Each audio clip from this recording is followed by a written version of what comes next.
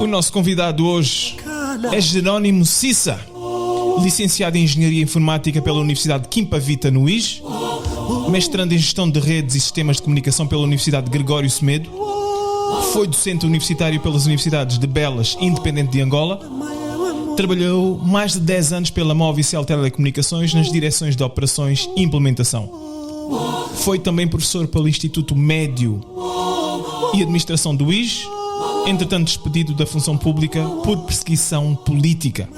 Jerónimo Cissa é natural do Soio, da província do Zaire, e tem 38 anos. Jerónimo Cissa, bem-vindo ao Ódio que o Ódio Criou.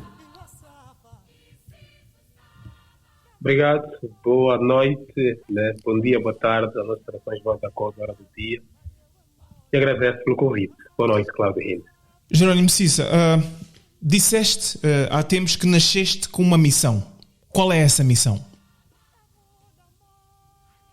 Na verdade, a missão consiste na luta pelos desfavorecidos, por aqueles que foram dolosamente analfabetizados para serem dominados, e lutar pelos direitos humanos, colocar-me no lugar do próximo, viver pelo legado. Na verdade, a missão é transcendental daquilo que eu posso exprimir com palavras, porque é um sentimento muito profundo, é uma sensação sublime, a qual guia as minhas convicções e a ideologia da liberdade e do bem-estar social para todos aqueles que têm o direito de viver bem neste mundo que pertence a todos nós. Olhando para aquilo que foi a tua infância e a tua adolescência, qual foi o teu primeiro ato de rebeldia que tu possas lembrar? Na verdade, isso começou no seio familiar. E eu tive sempre esse senso crítico, não conformado, portanto, com uma realidade comum. E desde a tenra idade eu comecei a questionar muito os meus pais. Tive a necessidade de pensar além daquilo que todo mundo conseguia ver. E comecei a passar mal com o meu próprio pai, com a mãe, que às vezes eu questionava, mas o pai não ama, a mãe não me ama, e eu era sempre torturado, apelidado de savimbi, de rebelde. E depois, no seio tanto de amigos, eu tinha sempre uma opinião diferente da visão comum. E na escola também, né, eu tive o ensino católico na missão de Santo Antônio do Pinda, no Soio, e fui acólito da missão católica, a primeira igreja católica em África. Então eu tive sempre problemas nos grupos em que eu fazia parte, porque a minha opinião nunca era aquela comum, tinha sempre uma perspectiva diferente, tinha sempre tanto uma capacidade de filosofar, e eu usava muito o porquê das coisas, porquê que não podia ser isso, porquê? Pai, porquê? Houve Pai, alguém... porquê? Professor, porquê? Cissa, houve alguém no teu seio familiar, no círculo de amizades, que te despertou esse espírito de questionar? Pois, eu tive 2 tios, infelizmente os 2 são falecidos, três, né? 3, um que ficou pouco tempo connosco no seio familiar, porque foi no seminário e era para ser padre, mas os que comigo haviam ficado, e nós chamamos esse processo de iniciação. São tios na parte da mãe, com quem eu muito ia na caça, na lavra, e fazer maruvo, íamos fazer carvão, íamos muito também caçar, fazer armadilhas de passarinhos na mata, e eles me levavam muito além daquilo que era a visão da minha convivência normal. Então eles treinaram-me para a vida, e eu tive um pensamento, logo na tenra idade, comecei a questionar muito sobre as coisas. Porque os meus tios diziam assim, tu não podes pensar como todos pensam, tu tens que sempre transcender, tens que ter uma visão diferente, e tens que ter o teu posicionamento. Porque nem sempre aquilo que outros dizem é verdade, e tu tens que trazer também uma outra realidade. Então não para no que eles dizem, mas também tu podes criar, o mundo é teu, tu podes brilhar como quiseres. E eu cresci com isso, desmistificando, desconstruindo todas as narrativas, todo um senso, uma filosofia que norteava a visão coletiva. E tinhas sonhos na altura de de uma Angola melhor, o que é que projetavas para Angola? Qual era o teu sonho para o teu país? Na verdade, eu nasci e cresci numa terra rica, petrolífera, que eu sonho. E eu comecei a ter a consciência cívica e o amor ao próximo muito cedo por parte dos nossos avós.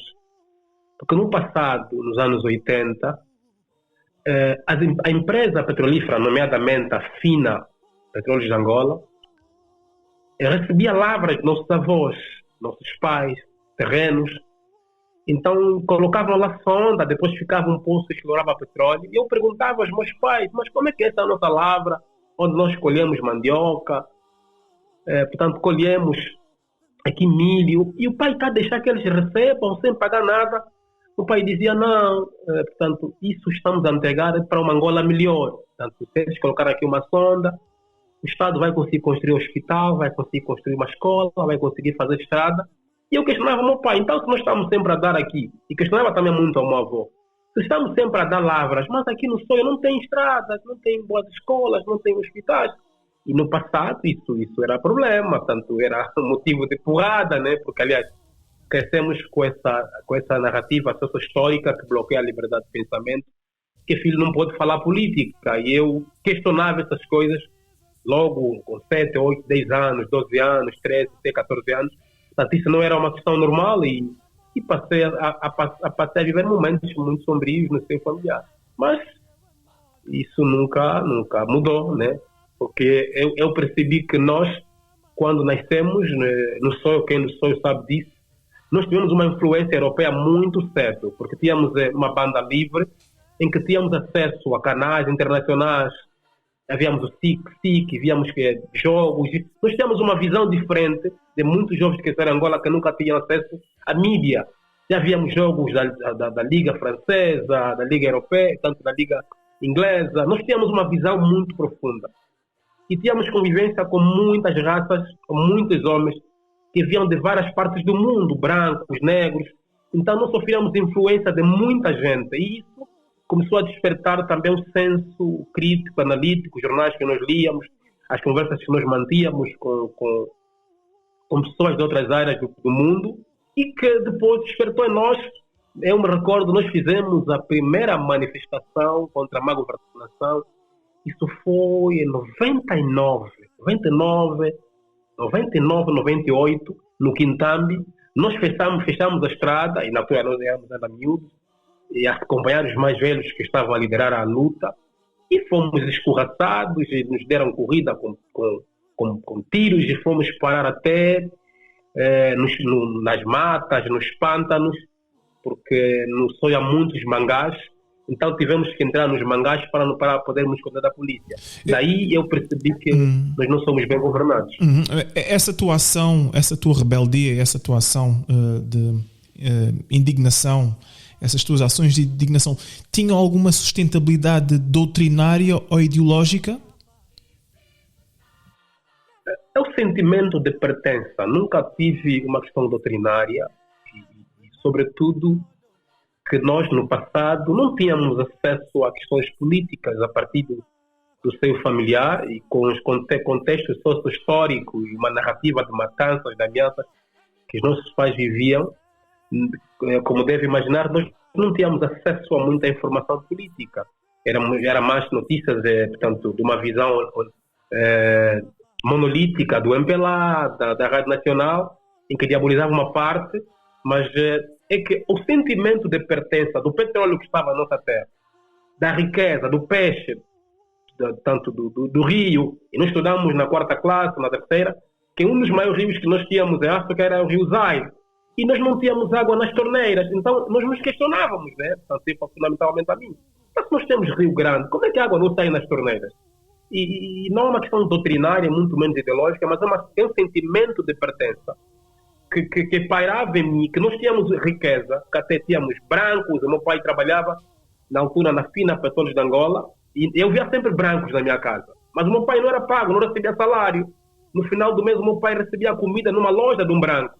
Eu questionava, pai, então o pai se trabalha, como é que o pai não recebe salário? Temos que levantar comida e o pai tem que vender a comida para nos sustentar. Não era mais fácil a empresa pagar salário ao pai, o pai decidiu que vai comprar, portanto, esse senso, a realidade em si, de construir essa narrativa crítica e tentar perceber o outro lado, como as coisas de facto funcionavam. Mas como é que, olhando para esses problemas que existiam na altura, como é que tu justificavas a existência desses mesmos problemas? Ou a quem atribuías responsabilizavas já a existência desses problemas? Haveria já responsabilização ou pensavas que era uma questão contextual?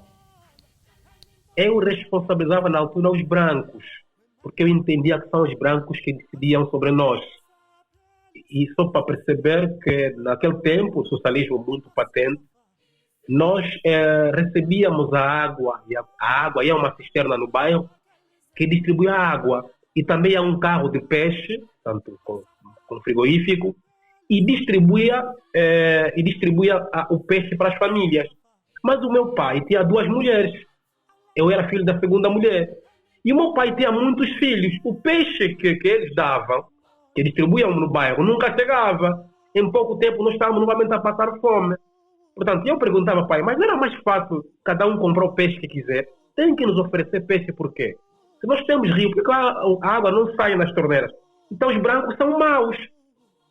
E eu responsabilizava os brancos, e meu pai, como trabalhava com brancos, entendia que eu estava a criticar os seus chefes.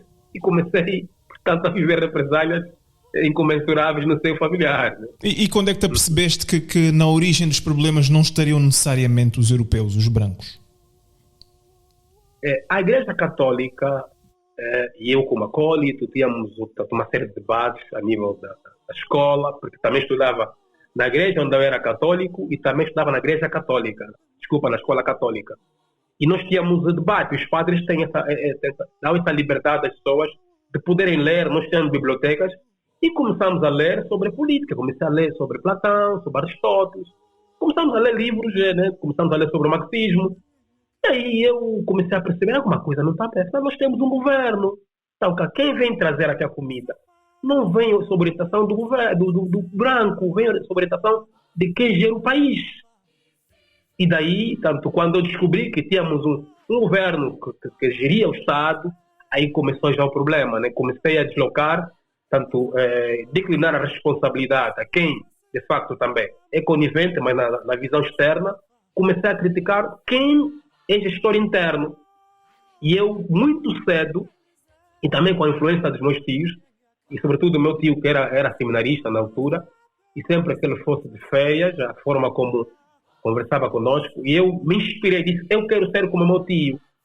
Então, todas as vezes que ele estivesse a conversar com seus amigos, quando analisavam a realidade social angolana, eu estava ao lado e ouvia eles a conversarem.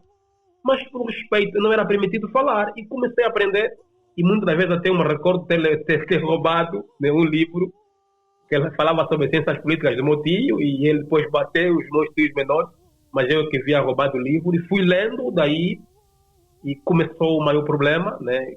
Comecei a ser, mal encarado na escola, porque quem estudou comigo desde a quinta classe, a sexta até o ensino médio, a licenciatura, o mestrado, sempre notaram esse lado em mim. Eu sempre fui esse jovem, não me fiz, porque eu sou ativista hoje, mas nós não tínhamos mídia na altura. Mas nos meios em que nós fazíamos parte, fundamentalmente na escola, eu era chamado como Savimbi, depois passei a ser chamado como Culupinga, passei a ser chamado como reacionário, fraccionista, porque eu sempre nunca tive uma visão daquela visão que era passada. Sempre quis desconstruir e perceber qual é a causa profunda das coisas.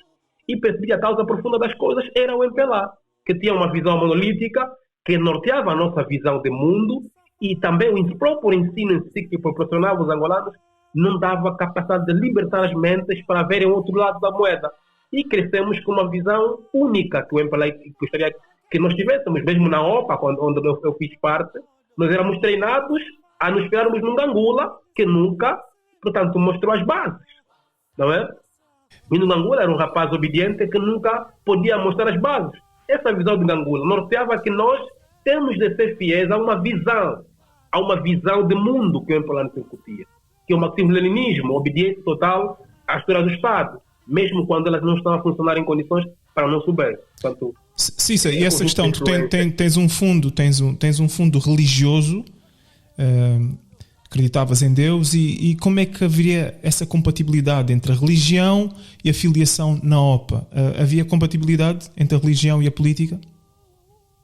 Havia, porque, como sabe, desde a monarquia, né, desde o tempo das monarquias, o clero sempre esteve ligado com a nobreza, né? Tanto a igreja, enquanto parceiro social do Estado, tem uma parte em que é colaboração com o Estado, né? Mas refiro-me a um regime comunista, que era o que estava em vigor na altura, que sempre negaram a existência de Deus. Eles diziam, os marxistas caracterizavam a religião como o ópio do povo. E tu, como tendo esse background religioso e depois juntar-te à OPA, eu queria perceber o contexto e as circunstâncias em que isso aconteceu. É o seguinte, a OPA parece uma questão obrigatória dentro das escolas, porque nós não éramos, e nem até nos perguntavam se quiséssemos fazer parte ou não. A estrutura da OPA era já montada dentro da escola. E a católica não tinha como ficar fora disso. Porque ela era uma escola, que era uma escola também que depois passou a ser comparticipada, né? O Estado tinha lá professores que pagava. Então tinha que se criar ali uma estrutura de coabitação ou parceria de alguns pontos. Então nós, como miúdos, de facto, fomos obrigados a fazer parte da OPA, tanto a hastear a bandeira, a ficar ali a entoar o hino, firmes.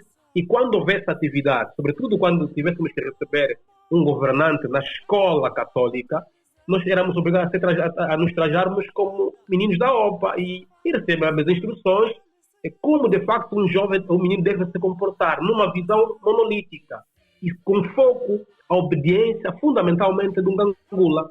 Mas depois, eu tive um padre português, o padre António, dois padres, o padre António e o padre Amadeu, que nos davam uma visão, não, vocês não são obrigados a fazer parte dessa organização. Mas falavam conosco também com um pouco receio, para que não fossem descobertos, porque a Igreja Católica, no sonho eu notei isso, que recebia viaturas da base do Quan, do governo, que apoiava os padres e as madres para poderem se locomover. E também recebia apoios, então não tinha como não ceder. Mas depois nós tivemos que romper isso, porque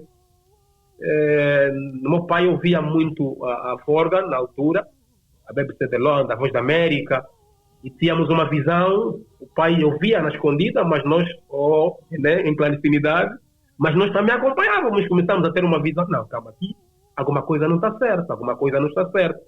E é tanto mais que até depois o meu irmão também mais velho abandonou, não foi batizado, porque nós tínhamos que ser batizados para ser registrado. E o meu irmão perguntava, então que eu sou primeiramente cidadão.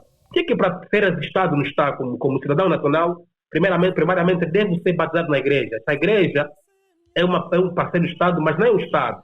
Então, há um conjunto de situações que nos obrigaram, e depois nós, na altura, não tínhamos também muito poder de decisão sobre a tutela dos pais, então os pais orientavam e uma visão comunista que era ditatorial, portanto uma visão que obrigava que todo mundo tinha que ser do MPLA, fora disso era fatal. Então, com medo também, nós fomos influenciados. E olhando para a religião, Cissa, olhando para aquilo que é a religião em Angola e para aquilo que tu conheces dessa mesma religião, consideras a religião um fator determinante naquilo que é a libertação do povo angolano?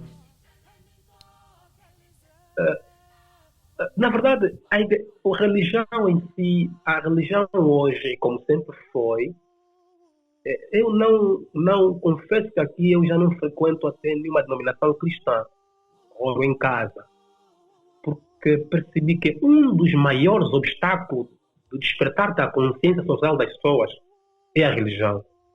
A religião usa a narrativa do pecado como um bálsamo para anestesia mental. Essa questão do pecado, que as pessoas muitos preferem até não discutirem os seus direitos fundamentais enquanto cidadãos, porque a igreja promete uma vida melhor quando morrerem, então preferem mesmo esperar quando morrerem para terem boa vida. Então não precisam discutir com isso. E a igreja é um parceiro estratégico do regime totalitário que temos em Angola para sonegar consciências, para impor o medo, porque se de um lado há uma ordem jurídica que usa a coercibilidade, pelo qual o Estado se serve usando a polícia, o SINCE e os tribunais sequestrados. Por outro lado, há uma ordem jurídica em que incute na mentalidade das pessoas que haverá condenação final. Então, o ser humano hoje é fruto daquilo que é a influência e, sobretudo, a ignorância dolosamente promovida na estrutura do Estado, colaboração da Igreja. As pessoas preferem mesmo esperar que vivam bem no céu do que na terra. Então, e pensam que no céu vão precisar de carne, de arroz, de casa. Não percebem que depois da morte será um espírito. O espírito não conduz um carro, não precisa de casa. Então, se a Bíblia diz que eu dei-vos vida e vida com abundância, tem que ser aqui onde eu sou carnal. Portanto, a Igreja hoje é um parceiro importante. Aliás, e basta olhar a estratégia do MPLA.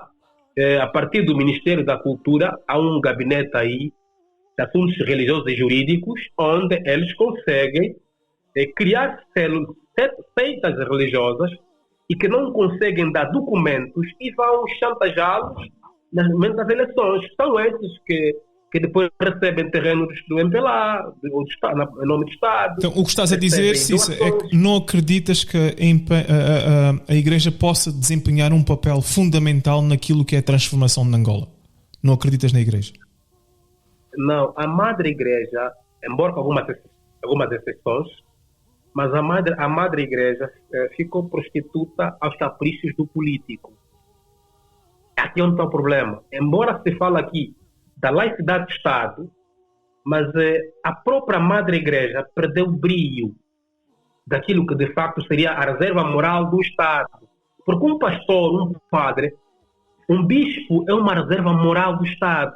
Mas o que nós temos aqui, a promiscuidade, sobretudo a narrativa de sequestro mental e de enriquecimento por meio da fé, é que faz com que hoje pastores, bispos, apostem mais em milagre para distrair as pessoas do que prestarem um serviço importante na promoção da cidadania e também na pregação da palavra de Deus para conseguirem tanto, digamos aqui, levar o evangelho mais distante e ganhar almas para Cristo. Ou as almas que são ganhas para partir do MPLA. É para a alma que ganha para uma igreja, como por exemplo aquela do Simão Toco, Quimbango, outras igrejas, essas pentecostais que por petência ou apetência pelo enriquecimento que vão se dissociando da igreja-mãe, são essas que o MPLA usa e vai chantageando com documentos falsos para dar licença, dar título de superfície e eles dão militantes, ou seja, dão a massa que são os seus fiéis com autocarros que o MPLA encosta nas suas portas. Portanto, a igreja hoje banalizou-se porque o pastor, o bispo hoje está sob subserviência do próprio MPLA. Então não há esperança que a igreja desempenhe um papel para a libertação de Angola. E agora avançando até 2023 e olhando para aquilo que é o ativista, o professor universitário Jerónimo Cissa, que infelizmente teve que abandonar Angola, nós gostaríamos de compreender os motivos que lhe levaram a este exílio forçado. Pois, eu nos últimos anos percebi a necessidade de privilegiar o conhecimento e também de estudar a estrutura, o funcionalismo do Estado. E percebi que todos os governantes, ministros, secretários de Estado, governadores, vice-governadores que se enriqueceram por meio de um documento chamado Orçamento Geral do Estado. Ou seja, as províncias, de acordo com o plano urbanístico ou desenvolvimento local, apresentam rúbricas, ou seja, obras públicas que vão ser construídas. E quando o orçamento é aprovado, o dinheiro é capimentado para as províncias. Então, o dinheiro, depois de capimentado, não é aplicado nas rúbricas pelas quais, ou com as quais se aprovou o orçamento, e o dinheiro vai no bolso deles, desviando para outras empresas. E então, o que é que isso tem a ver com o teu exílio forçado?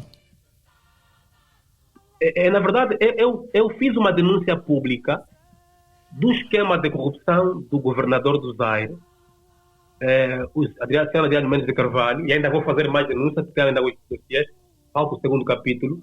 É que eu, depois de um estudo profundo, e sendo filho do Zaire, percebi que o senhor Adriano Mendes de Carvalho havia tirado empresas que estavam em Quasa Norte, transferiu, tanto depois que foi eleito governador do Zaire, levou para o Zaire sem concurso público, como a empresa Pistec, Bramov, Unif 300, Firewall e tantas outras. E essas empresas ganhavam milhões e milhões sem prestar nenhum serviço. Então eu comecei a fazer pesquisa profunda, onde tive acesso aos tratos bancários, às ordens de saque dessas empresas, e fiz a denúncia pública. Depois da denúncia pública, eu recebo uma notificação, portanto, do SIC, ou seja, até não recebi notificação. Antes dessa denúncia que eu havia feito do governador, tinha feito uma denúncia também do diretor para a comunicação social, que havia, tanto, desviado o dinheiro da gala para a premiação de jornalistas. E eu, na altura, quando fui chamado no SIC, no Zaire, constituí um advogado, o Dr. Luvumbulo Sevicoeno.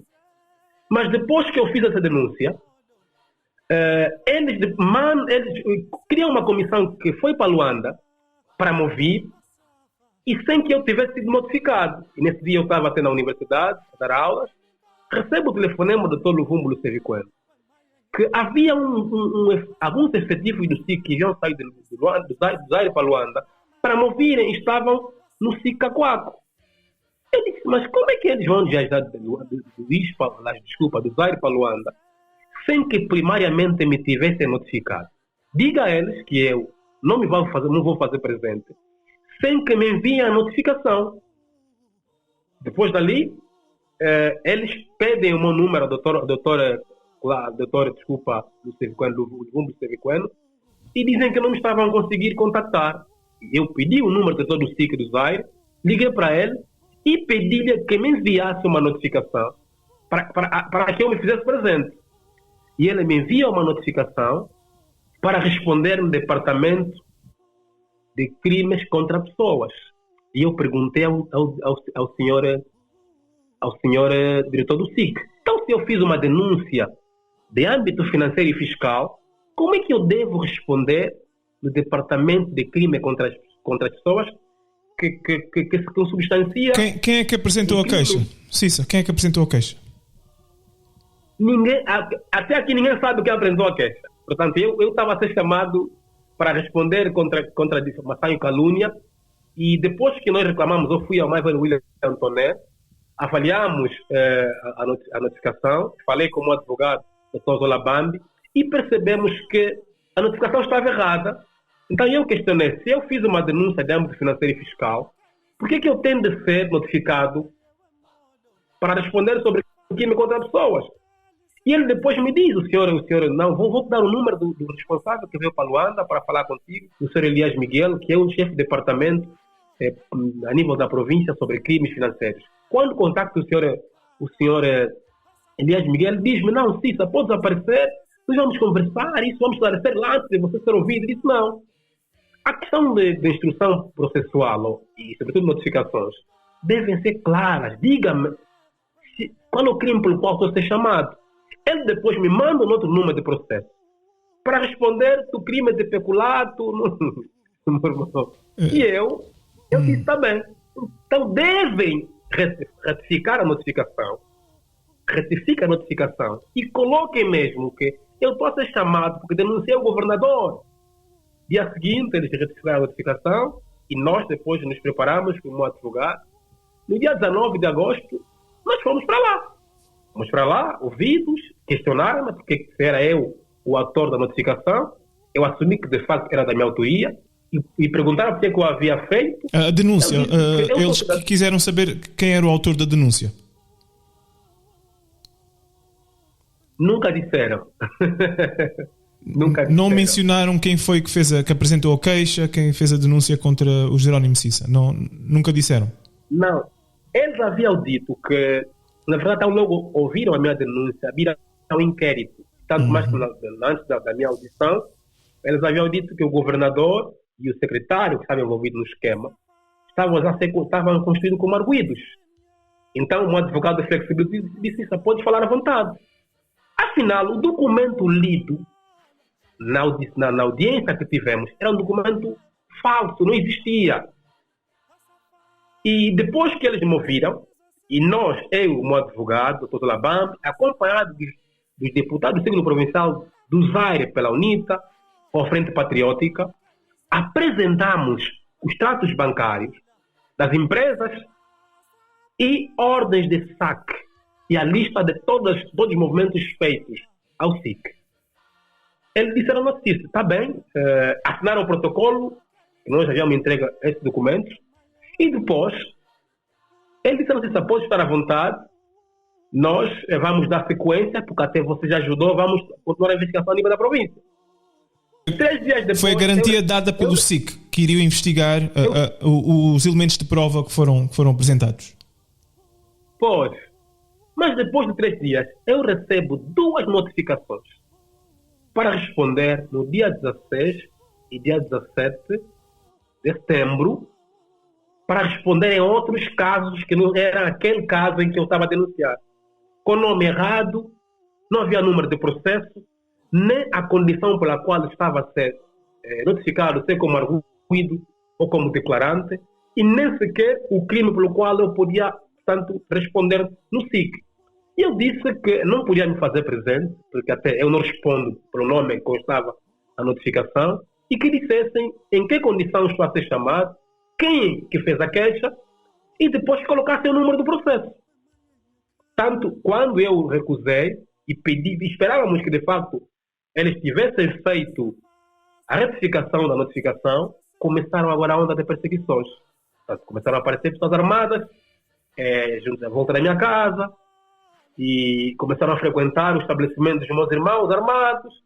Um grupo até arrendou uma casa de frente à Universidade Independente, a minha atrás, e o outro grupo frequentava muito a Universidade de Belas, começaram a frequentar a Movicel. Onde lecionas? As universidades onde lecionavas? As 2 universidades onde lecionava, pois, começaram a frequentar as universidades e começaram a aparecer pessoas em minha casa, zungueiras. Mano Jerônimo está aí, queremos só lhe vender cana, queremos lhe vender tomate. Mas o Mano Jerônimo, vocês conhecem? Não, disseram que ele gosta de abacate. Oh, vocês conhecem o Mano Jerônimo? Não, queremos só saber que ele está aí, nós queremos lhe vender abacate. Não, mas o Mano Jerônimo não compra abacate assim, vocês não conhecem. Começaram a aparecer pessoas aí vender coisas na minha casa, até vender martelo e violino. Quer dizer... É lamentável. Mas, então, Cissa, o governador respondeu e foi através da MFM, através do apresentador Jojo, acusou-te de maluco, o apresentador Jojo, e o governador disse que fazes parte de uma quadrilha de contrabando. O governador Adriano Mendes de Carvalho.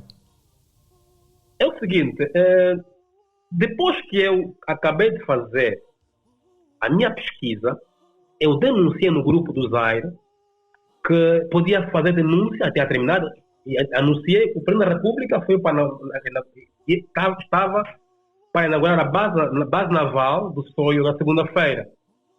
E isso seria no dia 10. No dia 9 de agosto, domingo, eu faço a live. Mas antes de eu fazer a live, depois que eu anunciei que podia fazer a live, um jovem, que até é o irmão, a afinidade, o senhor Augusto Goma, que está no Canadá, e o senhor Paulo Bundi, que são primos meus, e o governador entra em contato com o senhor Bundi, e o senhor Bundi entra em contato com o Augusto Goma, e eu, a chegar em casa, recebo o telefonema do Mano Goma, uma mensagem: Mano Cissa, como é? Fazem condições para participar numa live agora? Eu disse: mano, estou cansado, dar aula cansa, estou mesmo cansado, não vou conseguir. Mas posso participar na próxima vez. Passados alguns 5 minutos, eu vejo uma chamada do Mano Goma, não atendo. Afinal, era o governador que conversou com eles para me subornar. Houve uma tentativa clara de suborno por parte do governador Adriano Mendes Carvalho, governador do Zaire. Tentou de subornar. Certo. Quais eram os valores envolvidos nesse suborno? Os valores envolvidos? Não me falou de valor porque eu não atendi a chamada, eu não aceitei. O Mano Goma, quando me manda, ele liga para mim e eu não atendo a chamada, depois manda mensagem, mano. Na verdade, ele faz um print onde estava ele, o senhor Hermenegildo Bundi, que é empresário que estava a procurar obras no Zaire, depois até posso mandar a fotografia dele com o governador, e o seu governador. Tanto ele manda mensagem, mano, na verdade não era live, era uma conversa com o governador. Eu disse, mano, nunca mais volto a fazer isso. Nunca mais volto a fazer isso. eu não posso colaborar nisso. Nunca volta a fazer isso.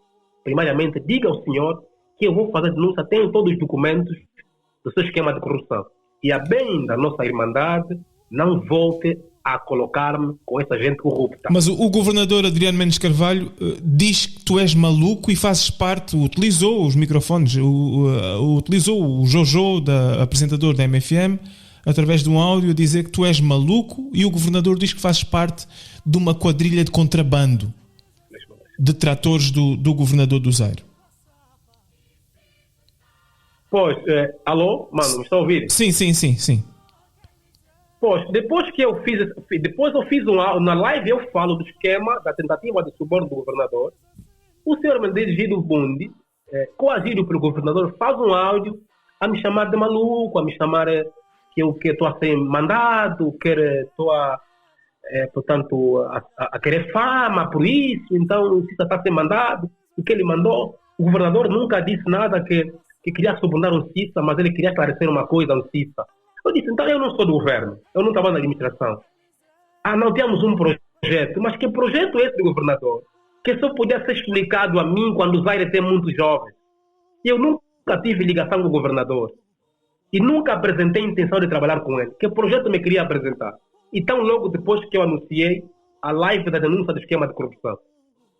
Portanto, e depois o João fez corte, pôs na rádio, fez um corte de uma abordagem do Elder Chuto, tirou aquele áudio.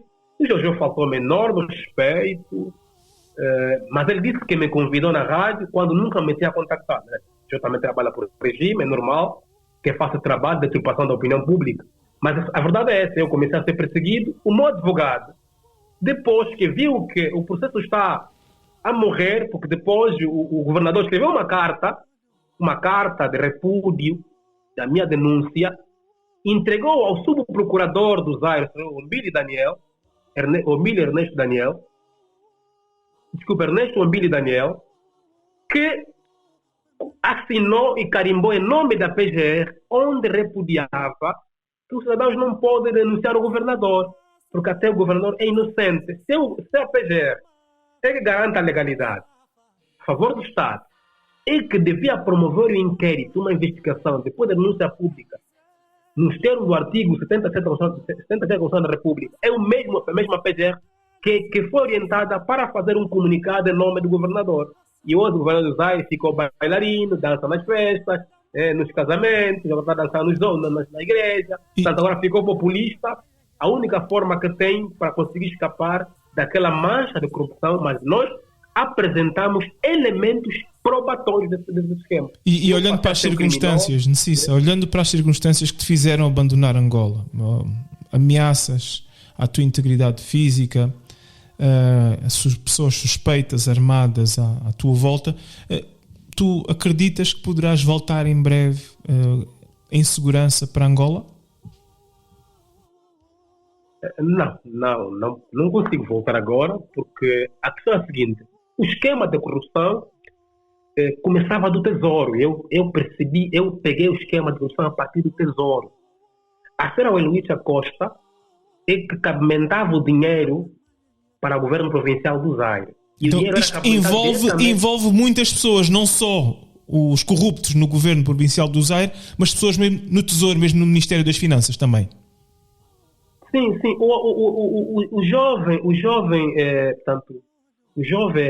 O secretário do governo era funcionário do Tesouro.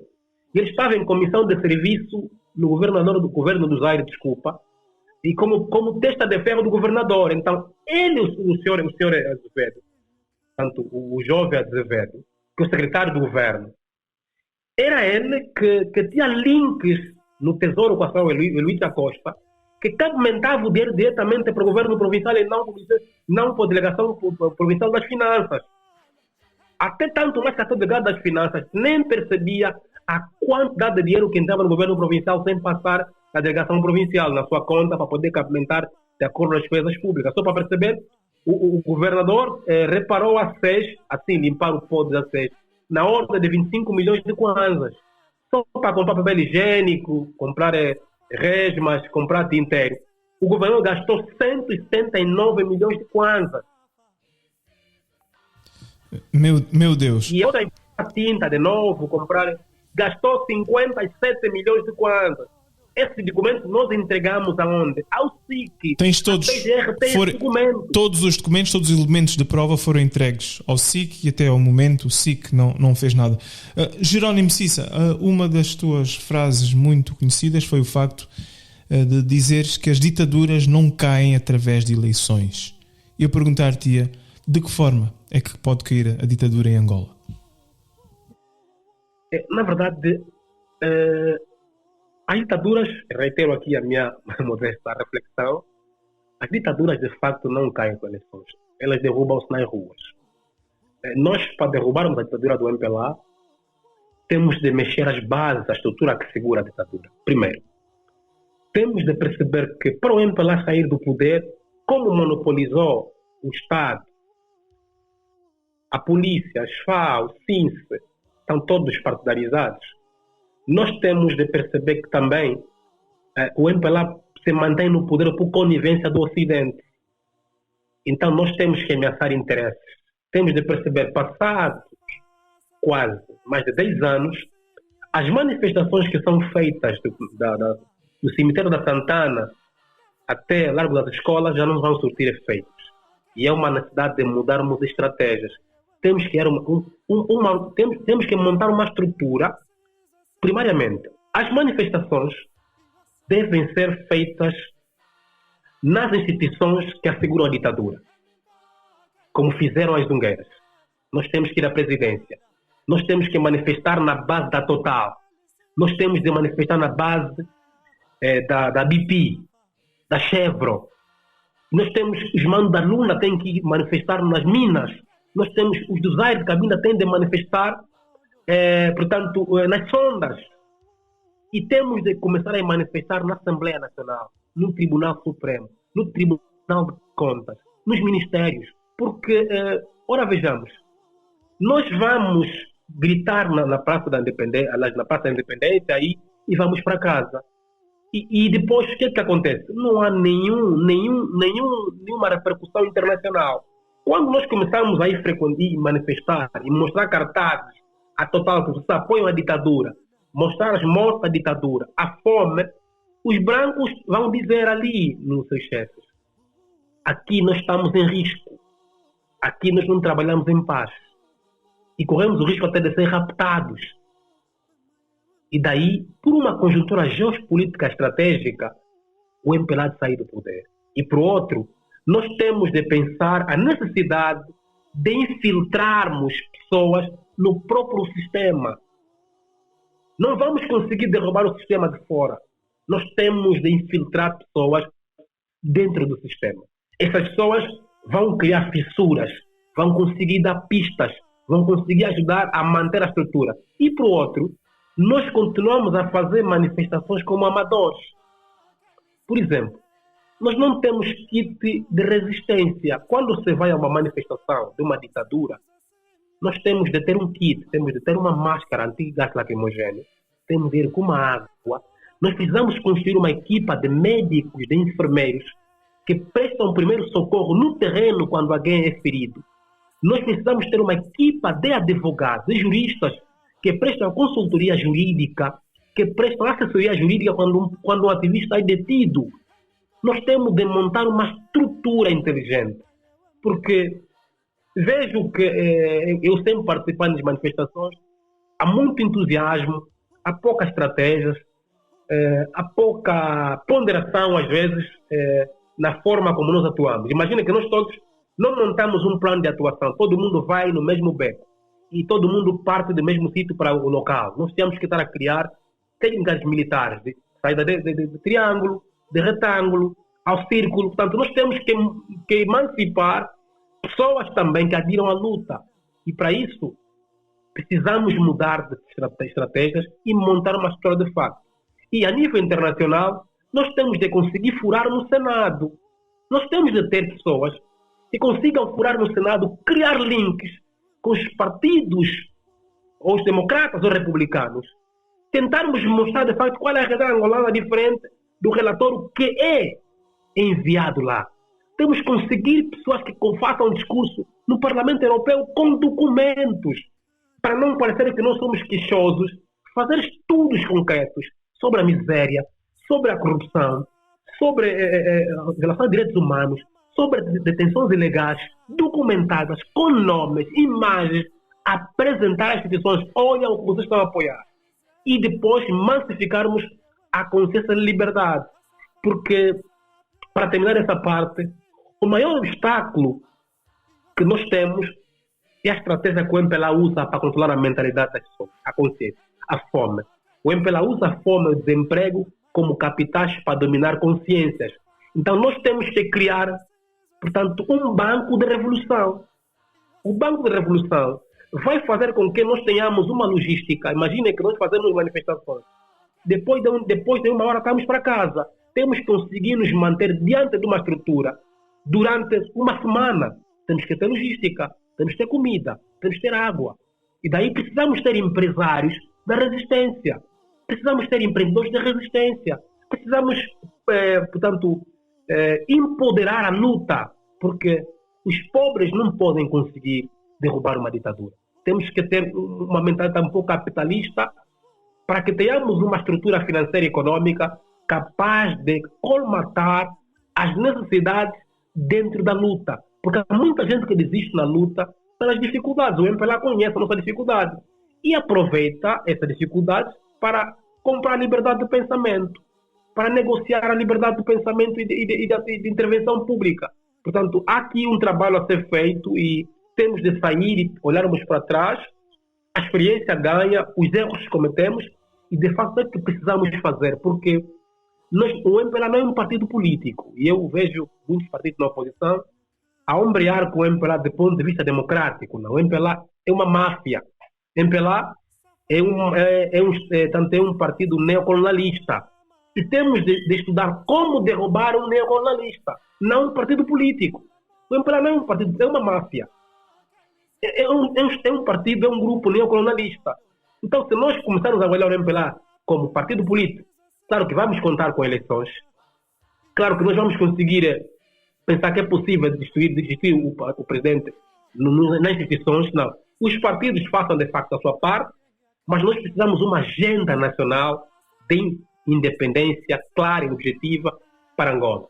Caso não, o MPLA vai se ramificar nas autarquias e, se não aprovar as leis até agora, o pacote legislativo, porque ainda não tem um software de fraude já criado. Quando o concluir, certamente que vai aprovar o pacote legislativo autárquico e vai continuar a ganhar eleições autárquicas a nível de todos os municípios, como aconteceu, por exemplo, em Moçambique, com a Frelimo. Jerónimo Cissa, ativista e professor universitário, muito obrigado. Foi a presença de Jerónimo Cissa no Ódio que o Ódio criou, uma série de entrevistas com figuras, personalidades marcantes e figuras controversas da sociedade angolana. Jerónimo Cissa, muito obrigado pela entrevista concedida. Obrigado pelo carinho, né, pelo apreço e também a todos quanto nos acompanham. Portanto, esse é o nosso exercício patriótico. Apelar aqui aos jovens que não cansem. O futuro, portanto, está garantido. Precisamos nos preparar para os novos desafios. Precisamos nos unir. Nenhuma ditadura é eterna. A vida é feita de ciclos e certamente que chegar-se-á o dia em que a ditadura há de cair. Mas só cairá se nós formos persistentes, obstinados e focados à, de facto, liberdade que nós queremos.